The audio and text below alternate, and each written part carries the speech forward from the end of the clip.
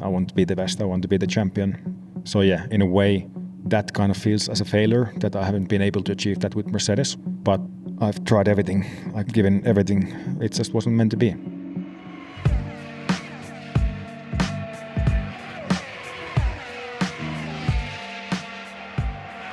Welcome everyone to Beyond the Grid with me, Tom Clarkson. We've got a treat for you this week because my guest is the man who started last weekend's Mexican Grand Prix on pole position. It was his second pole in 3 races, proof, if it were needed, that he's driving out of his skin at the moment. The man I'm talking about is, of course, Valtteri Bottas. Valtteri's moving on from Mercedes next year, so I thought this an opportune moment to speak to him about his time at the Silver Arrows. The highs, the lows, the pressures, and of course, about the new challenges presented by his move to Alfa Romeo next year. I've always enjoyed speaking to Valtteri because he's one of the most straightforward drivers on the grid. He's a no-nonsense Finn, but he's also got a great sense of humour. I hope you enjoy hearing what he has to say. Valtteri, it's great to have you back on the show. How are things? It's been a while. It's been a while. When was last time? 2 years ago. Really? Time flies, doesn't it? No way, it's 2 years. Yeah. It's crazy. How have you been? I've been good. It's been, quite a bit of things happening in 2 years in the world, in my life. And I'm good. When you look at the last 24 months, how's life been for you in terms of with the lockdown, and what have you learnt about yourself? Quite a bit has gone in 24 months. I've actually gone through a divorce. I don't want to bring back bad memories, but you were doing that when we last did the pod, and I was like, I didn't realise it at the time, and I was like, oh no, this is the last thing Valtteri wants to be doing now. No, but I'm happy to talk about things. I'm really, really honest man. But yeah, so obviously that changed my life quite a bit. So a certain link to Finland became a bit weaker. Obviously, yes, still been going every now and then when I've been able to see my parents in Finland. But I've been much more based in Monaco than before, and it has really become a proper base for me. And then obviously lockdown happened. It was an interesting time to actually learn a bit more about myself and actually the life outside Formula 1, that there is actually plenty of cool stuff to do. And it gave me definitely lots of more energy and motivation to carry on even longer with my career, because it was like unexpected break from all the hectic lifestyle of Formula 1. So I managed to be in one place for a few months without traveling, and then getting back to racing, it was so exciting and nice again, and it's been nice ever since. How did the break change your relationship with Formula 1? During the break, what I realized that after Formula 1, because eventually nothing lasts forever, when it's time for me to do something else, there will be still lots of joy in life and other things to do. So it's nice to know that, it's not everything. For me, the lockdown period also put many things in perspective. What is actually important in life? First thing obviously is the health, but it's in the end it's the simple things that makes you happy, and also everything in the world is always relative. And it was nice. So actually that opened my thinking and awareness of life quite a bit. Because can you remember a time in your life when racing wasn't the most important thing? Because it started so young for you, didn't it? I can't. Yes. Was it almost like the first time in your life that you'd press pause on your career and thought outside the bubble? Indeed. First, it was difficult to accept because I never had it in my career that for a few months you're not allowed to race, apart from the usual winter break we have. It was difficult to accept, but then I just tried to accept it, and I really tried to make most out of the time that I had those few months. What did you miss about racing? I missed that feeling of, like, before the race, you're going to the grid, that feeling of excitement, adrenaline, just the competition itself. I was lucky that during that break I still managed to drive quite a bit, like go-karting, a bit of rallying and stuff, but not competing obviously. But that competition I really missed, and that feeling it gives you. And it seems that during lockdown your cycling went up a notch or two. Is that fair? Oh yeah, that is fair. How much did you do? Yeah, first I thought it was going to be like maybe 1 month and we get back to racing, but it ended up being a few months. And my cycling fitness came to a pretty good level. Obviously, with my girlfriend, who's a pro cyclist, I was keeping up with her training and doing nice cross training. And how much did I do? I think probably during those few months, more than 5,000 kilometers on a bike. That's mad. Yeah. And don't be modest. How good are you on a bike now? I think I'm quite okay. I think obviously I can't be too good because I can't train like a pro cyclist. Because in Formula 1, if you start training like too much endurance, too long hours, in the end it starts to kill your speed, your decision-making skills, your kind of quick fiber reactions. Hang on, that's interesting. Why? Why does it do that? It's just how the body works. If you start to do too much endurance training, it starts to eat up your other strengths. And my strengths as an athlete, I feel is good reactions, good coordination, and speed. And I don't want to lose that. So I always try to avoid like super long rides. Only I do them if I know that I have time to recover. As you say, Tiffany, your other half, is a professional cyclist. Is that useful in a way? Because she understands the pressures of being a professional sportsman. She can, when you get back from a Grand Prix and you just want to vent or celebrate or whatever it is, she's sort of been there, whatever the mood. Does that help? It does. I've also seen the same on her sport. I think every professional sport, when you put all in, it's constant up and downs. And sometimes the downs can be really tricky, but it is how you get up and having someone that understands, that elevation of sports emotionally and physically. It's been really important, and we've definitely both ways shared, the good moments and also more difficult times. How's your Australian coming on? It's okay. I know some phrases, but unfortunately I've not been able to go there for quite a long time now. Yeah. They've been pretty strict on how to get there, and especially for non-Aussies. But I know few words, and one day fluently I'll speak Australian. Now look, what about this passion for coffee, right? Is it something you just do for Instagram, or is it a genuine passion? Can we call it an addiction? Yeah, it is addiction and passion, and especially good coffee. People drink so much coffee in the world. I've just got to interrupt you, right? So obviously people can't see your face right now, but you've suddenly put your serious face on. We're talking about coffee here. Yeah, exactly. Yeah, because it's an important thing. And I want to encourage people to drink more good coffee and from good sources, because there's massive differences on like a bulk type of coffee, where it comes from, how it comes from, how much actually the coffee farmers get out of it, etc.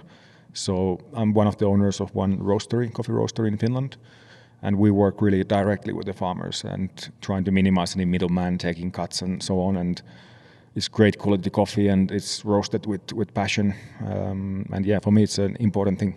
Now, what does your trainer, Antti, make of this coffee? Because purely from a professional sportsman point of view, does it have side effects, negative side effects? Because obviously it gives you that boost, but also I guess it has the opposite effect as well. If you have too much coffee, yes, it can have negative side effects. In endurance sports, it can lead to stomach cramps, it can lead to nervousness, high heart rate.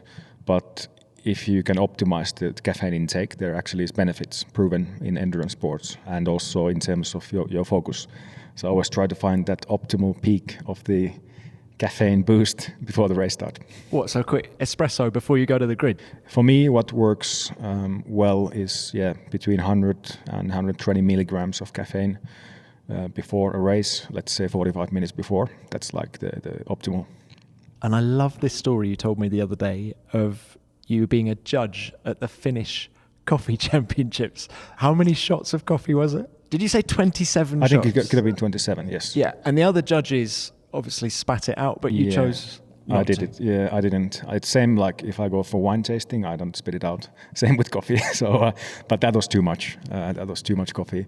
But an interesting thing, because obviously you teach your palate to learn about differences in coffee, and you just start to pick up more and more things the more you try different things. Right. Last question on coffee. When you're tasting a really good coffee, just describe it on the palate. What does it taste of? The beauty of coffee, every coffee bean or brand and how it's roasted, it is different. But if I would describe my favorite type of coffee, it's almost like a tiny bit fruity, really smooth, low in acidity, maybe hint of caramel and milk chocolate. Amazing. I love that. Oh, Valtteri, well, look, let's talk a little bit on track now, because I thought it was a really good time to just catch up with you, because the 5 years at Mercedes coming to an end. How will you reflect on this period of your career? It was interesting period, a great opportunity for me as a driver, an opportunity to achieve race wins, pole positions, to be part of a winning team for 4 years in a row, winning the constructors together, hopefully 5 years in the end of this season. And I've grown massively, like as a driver, as a human being. I've learned so much, but at the same time, it's been demanding. People expect a lot from you. People demand a lot from you, and it's been quite consuming as well. Like, because always when I try to find more and more about myself, it consumes energy, and sometimes you're almost like floating on the limit that do you enjoy it or not, you know what I mean? So it's been hard work, but now looking at the big picture, it's been great time. Knowing what you know now, what advice would you give to the Valtteri coming into the team back in 2017? Probably a bit more patient in a way, that because I came to 2017 saying to myself that I'm going to win the championship now. Like, I got to do it now, and I got to immediately get poles, wins, which eventually I got pretty quickly. But then I'm sure there was times that I was trying too hard, because the level Lewis is performing is quite difficult to match, and it's such a fine sport as well that if you try too much, then normally the stopwatch, it doesn't like it. It's a pretty sensitive sport, and then especially 2018. I mean, it started quite okay with good performances, but no wins. But then it just went downwards, and it was tough. So I would say a bit more patient. And if I knew in 2017 that I would be with the team for 5 years, I think I would have allowed myself a bit more time to learn about things step by step, and also be a bit more forgiving to myself. But in my mind, I thought it was like a 1 year opportunity, and then next year same thing. It was always 1 year, 1 year, 1 year. So I never had that peace of mind to give me kind of bit of flexibility on my own criticism. Do you think you would have performed better, particularly in those early years, had you come in with a multi-year deal? Knowing myself now and how I felt since I've secured my future, absolutely. But it's a bit late now. Half a dozen races to go in this 2018 Formula One season. Let's hope for 6 of the best as we approach round 16 of 21. Welcome along to Sochi by the shores of the Black Sea. We have just completed lap 22. We're on lap 23. Look how much closer Lewis Hamilton is to his teammate Valtteri Bottas. So you need to let Lewis buy into turn 13 this lap.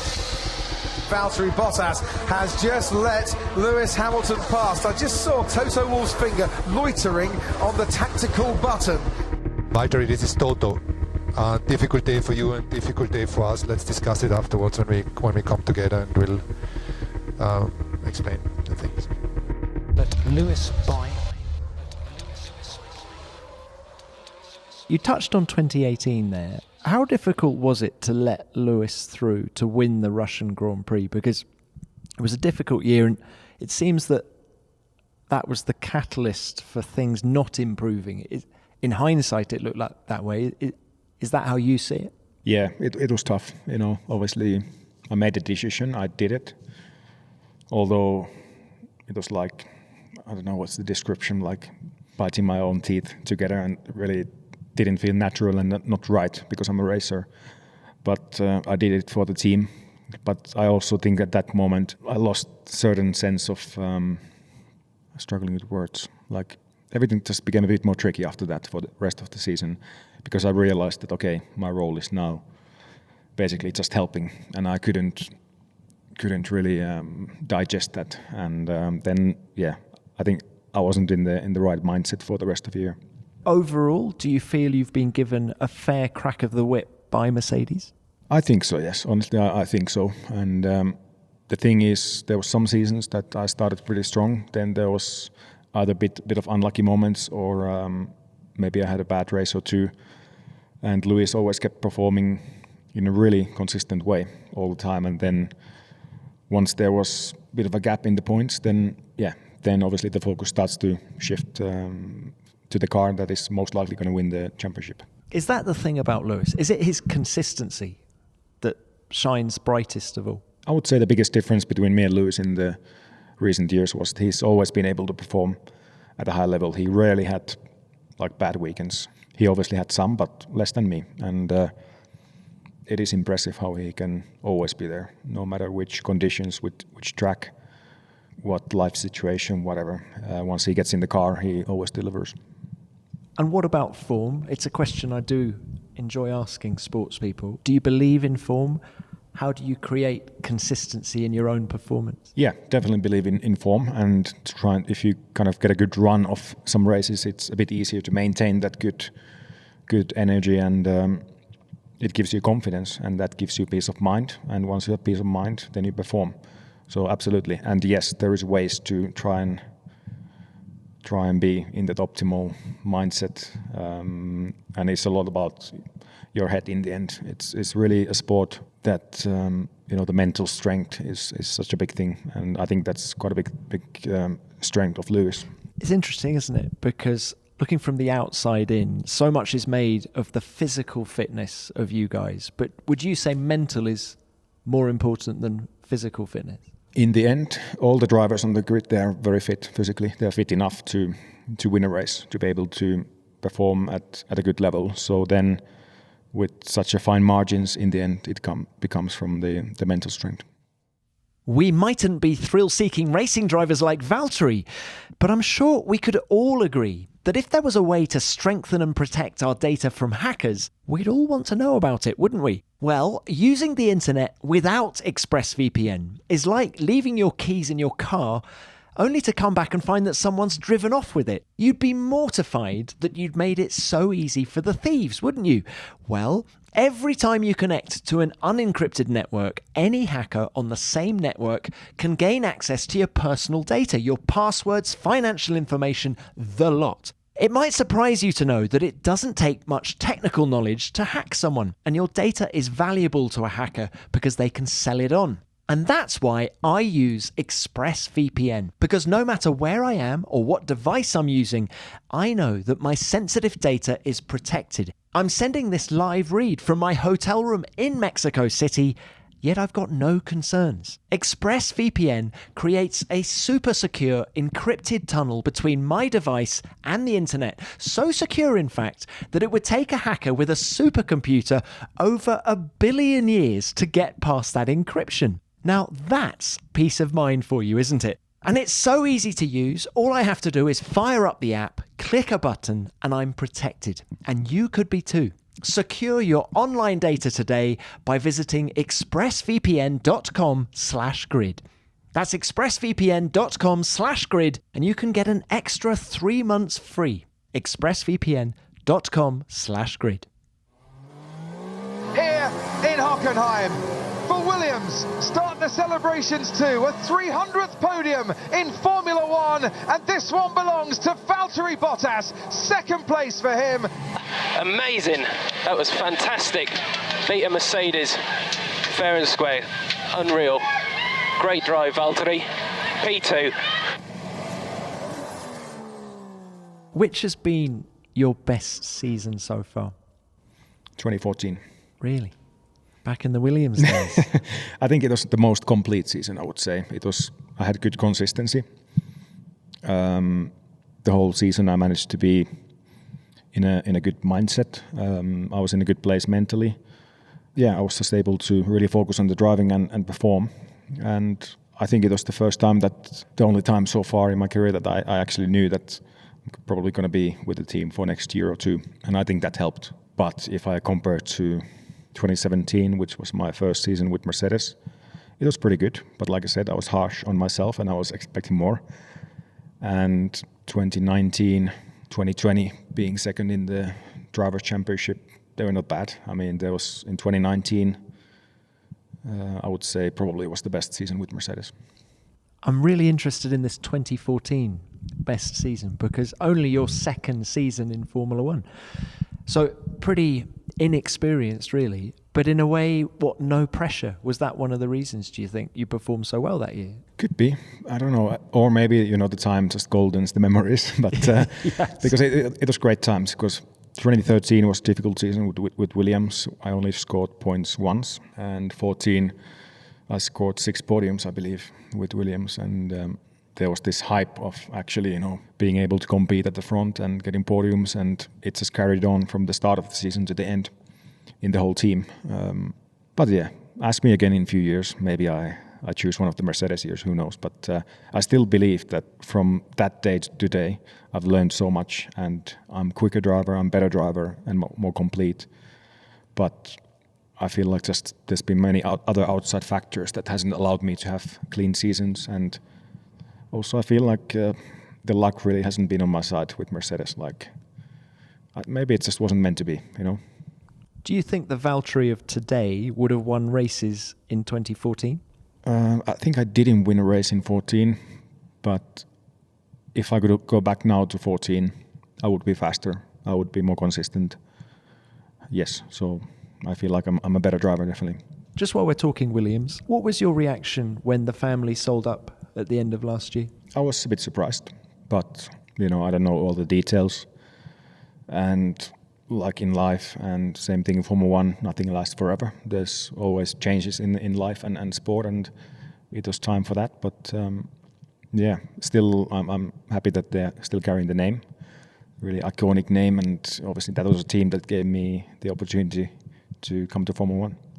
What's the biggest difference between Williams and Mercedes? For me, it was the mindset, but also I jumped into Mercedes at the time that they were already winning titles, and that dedication, that hunger of always trying to do better and better, always trying to improve, attract the attention to small details. That was quite a big difference, but also bigger team, more people, more resources, bigger budget. So of the 10 races that you have won so far, which has been the best? First one. For the first time ever, Valtteri Bottas wins the Grand Prix. It's Bottas who takes it in Russia. Yes! Brilliant! Well done!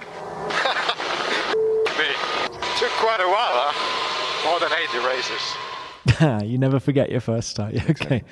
Yeah, by far. Better than Turkey a couple of weeks ago. Well, Turkey was good. I think Turkey goes high on my list. Also, 2019 US Grand Prix and 2019 Australian Grand Prix. I would say Australian Grand Prix maybe comes after my first win, because that was like I wasn't sometimes as an athlete we speak about this flow feeling, that you get state of mind that everything almost feels easy, and that race was just like pure dominance, and it wasn't easy, but it almost felt like easy, and it was crazy. Like, was that the best driving performance by you? In terms of race, yes, that one.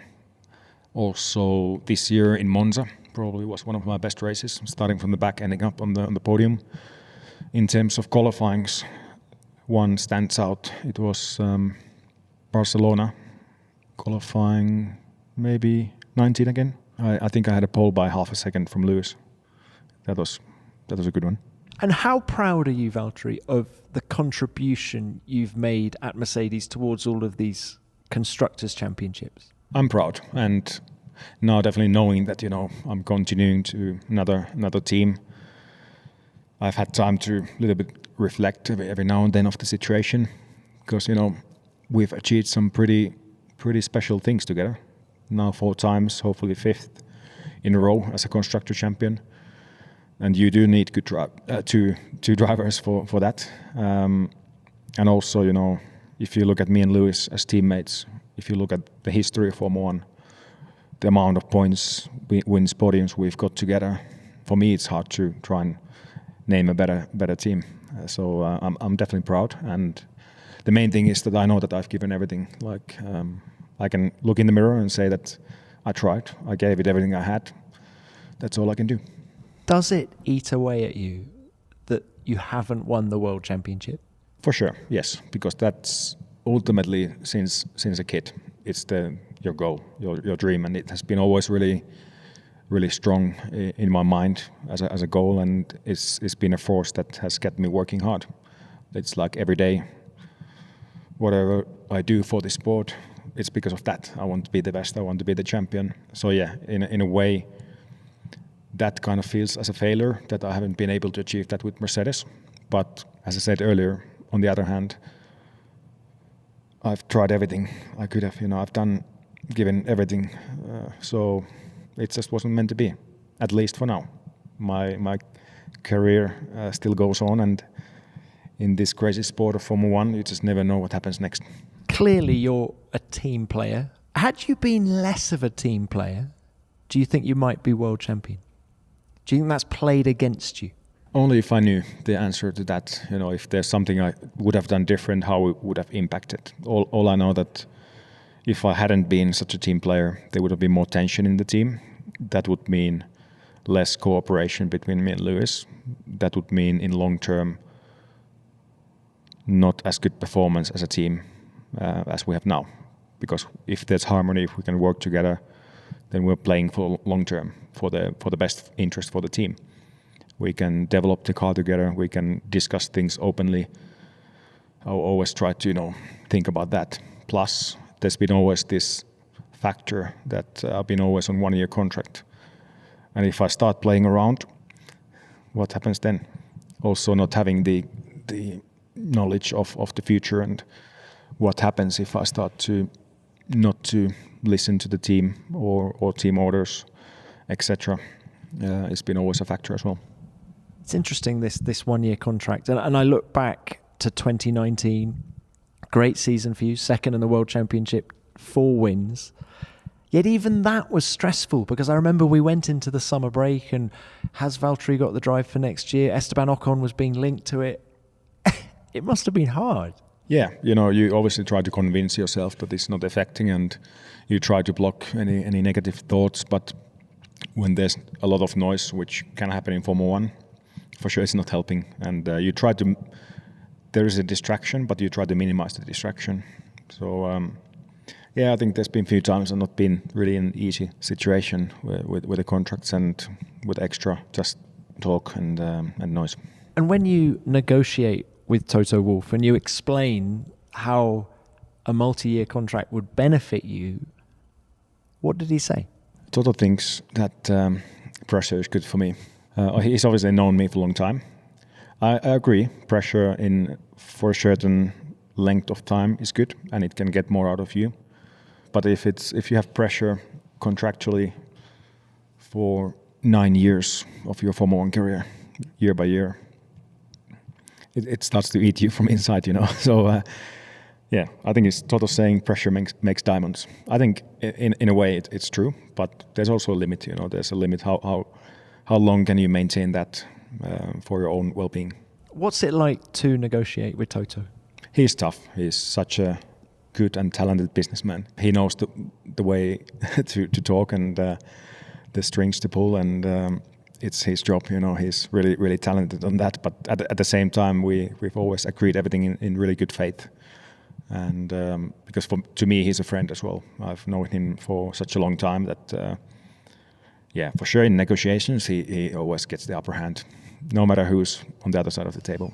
But he's the man with the contract to give you, isn't he? It's it's quite easy for him to be hard, because ultimately he's the one making the decision, I suppose. Yeah, exactly. And Mercedes, they always have many other drivers to choose. So, that's the situation. Yeah. Now, you say he's a friend. The fact that it's coming to an end, will that affect that friendship? No, not at all. We've talked through things and, this next chapter in my career, and I feel like nothing changes. Only thing is that he's not going to be my boss anymore, but definitely he will be my friend. And so nothing changes with that. He also understands, the business side of the sport and driver markets, and also, nothing lasts forever. Still, I feel like 5 years in one team is quite a good stint in Formula One. And so life goes on. I don't want to be the bearer of bad news, but I know that Fred Vasseur, your new team boss at Alfa Romeo, thinks pressure is a good thing for drivers as well. He said that to me. Yeah, I mean, we've had good chats with Fred. I worked with him in Formula 3 and GP3. We won the GP3 title together, but he understands drivers well. And, of course, you can't be almost like on a holiday mode. You need certain amount of pressure, and it comes also for me very naturally because I want good results. And for me, it's going to be really motivating actually with the new team to try and bring my expertise and all the knowledge I have, all the experience I've gathered with Williams and with Mercedes. So it's going to be really interesting and exciting, and that's going to be the pressure from my side to try and get to those positions that we want to get. It's probably not a coincidence that Fred and Toto are good mates, is it? Yeah, they've been good mates for a long time. So, yeah. Just before we move on from Toto, I did want to ask, how did he break the news to you that it was actually coming to an end? And it was honestly like we agreed. It was not like he told me. He knew that at some point, we need to make decisions. And already I had decided myself that if I can't get 2 years or more with Mercedes, I'm definitely going to go for something new. And it was a simple question that can he offer me more than 2 years or more? And he said, no, he can't at this moment. And then it was quite easy. Then, obviously it was very natural to get George in the car because he's been kind of part of the team for a long time and is a new generation. And that's also how the sport is evolving. And Mercedes, they've had this young driver program, and George has been in that for a long time. And for them to waste that opportunity, in case he obviously still develops further and becomes more experienced and even quicker, they didn't want to miss the opportunity. So for me, it's all good. Like for me, I'm really happy. So. What advice would you have for George Russell? Just give yourself a bit of lead. Don't think too short term. Because it's a sport that there's so much always to learn, and take things step by step. But he's a talented driver, and he's going to have a great team to support him. He's going to be alongside Lewis that he will be able to learn from. So I don't think I need to give too many advices. Just maybe the mistake I did, I was a bit too harsh on myself in the very beginning. He'll be fine, I'm sure. So look, let's talk about this new opportunity at Alfa Romeo. You've got the multi-year deal. Do you believe the team has everything it needs to succeed? I feel like they have. There is work to do, definitely. Obviously, good thing with Formula 1 in the future is the budgets between the teams. They're going to be the same, or if there's differences, they're quite minimal. Alfa Romeo has agreed to support the team at least for the next 2 years. They have really talented engineers. They have great factory, great wind tunnel. They have a good simulator that still has definitely work to do, but I can help with that. I see all the ingredients are there for much better results than they're doing now. And I believe this regulation change now that is happening is a great opportunity. And with the knowledge I have, how early the team switched to development of the new car, etc., and what I've seen so far, I'm confident if we work hard and together, anything is possible. How much are you relishing, I feel you're doing it already, building a team around you? For sure, it's going to be really interesting and getting to know the people and really bringing up the team atmosphere. And yes, for the first time, I'll probably have more responsibility in a team that I've ever had. And that's for me really good feeling. And I'm definitely ready for that. It's going to be my 10th season in Formula 1. And I'm ready to take the lead, build the team around, and push for great things together. What does success look like for you in 2022? What are you hoping for next year? Need to be realistic, and it's so hard to predict. But as I said, I feel all the ingredients are there, and the potential is there with the people and with the facilities and with the regulation change and not that dissimilar budgets. I think next year, realistically, we should be able to consistently be in the points, sometimes hopefully close to a podium. I think that would be already a success, but I'm not setting any limits. There's no point setting in any limits what we can't do, because anything is possible in this sport. I've seen that with Williams from 2013 to 14, that big swings can happen if you do things right. And that's why it's interesting, because you just don't know what can we achieve together, and I believe we can achieve big things. Have you been there yet? I've been there, yes, once. Planning to go quite soon again. Yeah, trying to kind of start building the relationships and learning about the team. But obviously, still the main priority has to be this season and getting the best possible result for Mercedes. And I'm not compromising any time for that yet. But, as soon as we get to the winter break and January, February, I'm sure will be busy times. Will anyone from Mercedes make the jump to Alfa Romeo with you? Not sure yet. I think nowadays in Formula One, honestly, it's quite difficult to make jumps quickly. Normally, there's lead times and so on, but you never know in the future. What about the schedule next year in terms of these 23 races? As you say, it's your 10th year in Formula One. Do you support more races? Where are you at on that? I feel like we're starting to get to the limit. That's what I feel, like having more than we're going to have next year, with also quite compressed calendar. I think we can't have that many more. How there's time and how logistically it's going to be possible. But I think we're in a good amount now. That's my feeling. But the calendar actually looks okay. Initially, I thought there's going to be like 4 triple headers, but there's actually only 2. And still, we have an August break. But yeah, it is hectic, but it is possible. But the fun thing with Formula One, that the time just flies, and the adrenaline this sport gives you, it just keeps you going. It keeps you going like almost forever.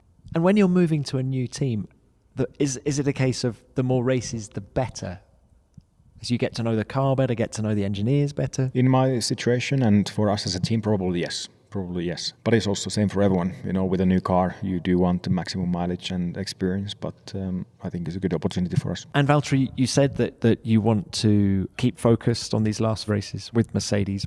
Are we at a point where you're being excluded from any conversations because they're worried that some secrets might walk with you to Alfa Romeo? Is there a sort of door that says Valtteri's not allowed in here? The fact is, in 5 years with a team, you learn so much about what the car actually is like mechanically and aerodynamically, and obviously I have lots of information of the current situation. But if I'm honest, like in the past years around this time of the year, I used to hear things about the next coming car, how the development is going, but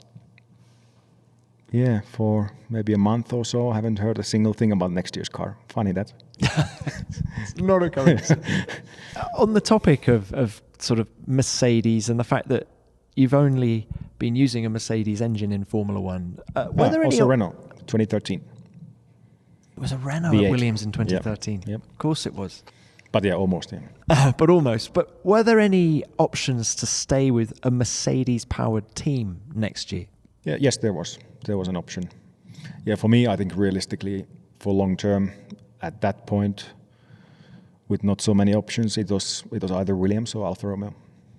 And what swung it in the direction of Alfa Romeo? It was not an easy decision. I tried to dig as much information as I could from both sides, and at the same time listen to my gut feeling, just based on the decision on information that I had. But yeah, it's not easy. I really feel like Williams is on the upside now. I think they have a good future. But somehow I had a feeling that Alfa was the right thing for me. Also, it was kind of nice to go to non-Mercedes power, not to have the link, like completely new, something completely different for me. Decent road cars still? Yeah, beautiful cars. They're historic cars. Some of them, they're amazing. And also the new stuff they're bringing is really cool. Now, could this lead, Valtteri, to you wearing red one time? Could this lead to you wearing Ferrari overalls in the future? Because, as you say, you're jumping from Mercedes, it's Ferrari power. Is that somewhere in your thinking? I can't predict the future, and, with this sport, you just never know what happens. You never know where I end up, but at least for the next few years, I'll be with Alfa Romeo, and that's the thing that I'm looking forward to, but I still have time in Formula One, and you just never know. So VB, in 4 races' time, it will be coming to an end with Mercedes. What will you miss most about this team? I've obviously made lots of good friends in the team, especially in the race team, but also the factory. I think I'll just miss those moments of by working hard, achieving great things. But I see no reason why I shouldn't be able to achieve that rewarding feeling with Alfa Romeo. But yeah, coming to a race weekend, pretty much every race in the last 5 years, I knew that I have a car that I can fight for the win. I probably missed that, but I'm sure there's lots of rewarding moments ahead of me. Well, how much is your enjoyment of Formula One linked to having a competitive car? For sure it's linked, but it's not everything, But for sure it's been great 5 years, we've had great moments, great celebrations. I've lost the count of how many podiums I had. And like I said, it's the effort you put in and the relative result you get out of it. I think that's the thing. And when it all comes to an end, Valtteri, in 5-10 years hence, will you race in another category? Will you go rallying? Or will you be one of those guys who just hangs up his helmet and never sits in a racing car again? A bit like your predecessor at Mercedes, Nico Rosberg. I'm positive I'll be racing something because I just love driving cars to their limits and I love competition. Yeah, I'll be driving something, whether it's going to be like professionally or super competitively, I don't know, but it's going to be something, and I'm really open one day after Formula One what that is going to be. I'll just keep following my passion and keep following whatever comes ahead and opportunities and take them as they come, and that's what's exciting in life. You just never know what's behind the corner. And what about rallying?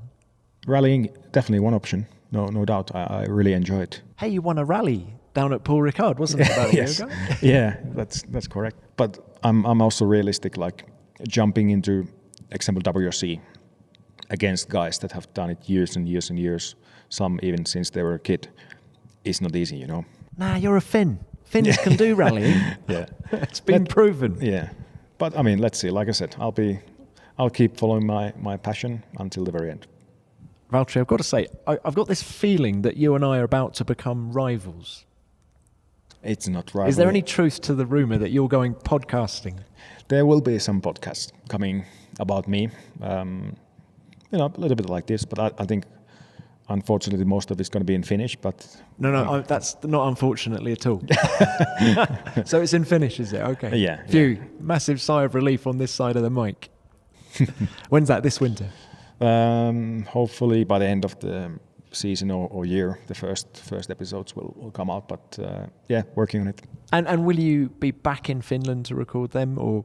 I've already done a couple of episodes, so trying to do them whenever find time and place. Yeah. So you'll see. And do you envisage a bit of time up in your new house in Finland? You're building somewhere up there, aren't you? Yeah, building in like very north of Finland, in like really remote small town. Are we talking Lapland? Yeah, Lapland area. And it should be finished like early December, so definitely planning to have Christmas there. That will be nice, but also keeping in mind that my girlfriend hasn't been able to go to Australia for almost 2 years now.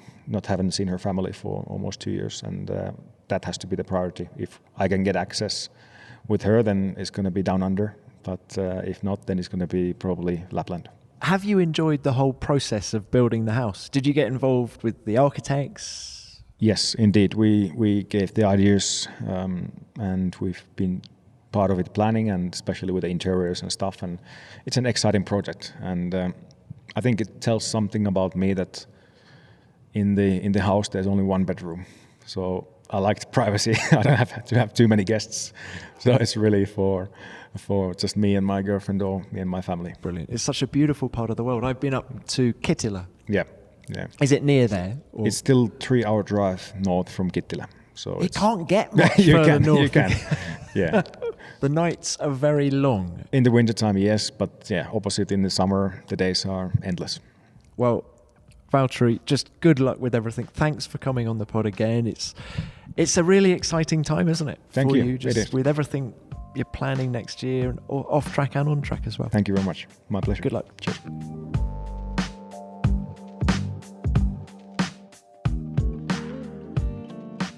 podcast rivals. Oh my goodness. But what a candid and interesting chat that was with Valtteri. He seems in such a good place at the moment, and as he says, maybe it just wasn't meant to be at Mercedes. Although I thought what he said about the impact of one-year contracts to be fascinating and poignant. Anything's possible in motor racing, so let's keep everything crossed for him and Alfa Romeo next season. I, for one, would love to see him on the podium in 2022. Valtteri, many thanks for your time. It was great to catch up, and I look forward to seeing you again in Sao Paulo this weekend. As ever, please remember to send in your thoughts and stories about Valtteri. Have you witnessed any of his wins in person? Or what did you think of his belief that 2014 has been his best season in Formula 1 so far? Remember, I'll read out the best ones next week. Which brings me on to what you sent in about Tommy Byrne after last week's episode. Lots of you enjoyed it, and most came to the same conclusion, that he was a missed opportunity at the top echelon. Let's start with this from WH400. Tommy opens with, "I always wanted to be a welder, and it seems while he has a natural gift for driving, racing doesn't sound like his passion. Sad with such skills that it isn't his passion, and sad that we didn't get to see him race more." Yes, I think you've hit the nail on the head there. Tommy even said it himself, didn't he? A case of what might have been. And how about this from Stefan Joram? Very interesting. I think Tommy's view of his past in this podcast is very different from how he spoke about it in the documentary about his career a few years ago.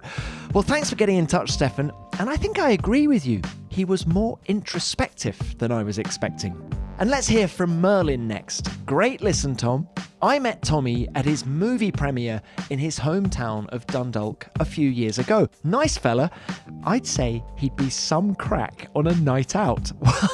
Well, I think you're not wrong there, Merlin. He's a hugely likeable man who's made lots of friends along the way quite clearly. And let's end with this from Kevin N. Sounds like Tommy needed guidance when he was younger. Someone to fight it out behind the scenes for him, and someone to keep him focused as well. As a dad in my 50s, I think about this every day, being my kid's champion. Now, you may be right there, Kevin. I think Eddie Jordan tried with Tommy, but can you imagine what he would have achieved if someone had successfully convinced him to make Formula 1 his focus for a period of, say, 5 years? Anyway, as ever, we got lots of messages. Thank you to everyone who wrote in. We love getting them, and we do read them all. And before we move on, can I point you all to Tommy's book, Crashed and Burned? It's a great read and well worth your time. So that's it for another week. I hope you enjoyed hearing from Valtteri again, and please remember to send in your thoughts and stories on him. Otherwise, I'll be back next week with another great guest from the world of Formula 1. Beyond the Grid is produced by F1 in association with Audio Boom Studios. Until next time, keep it flat out.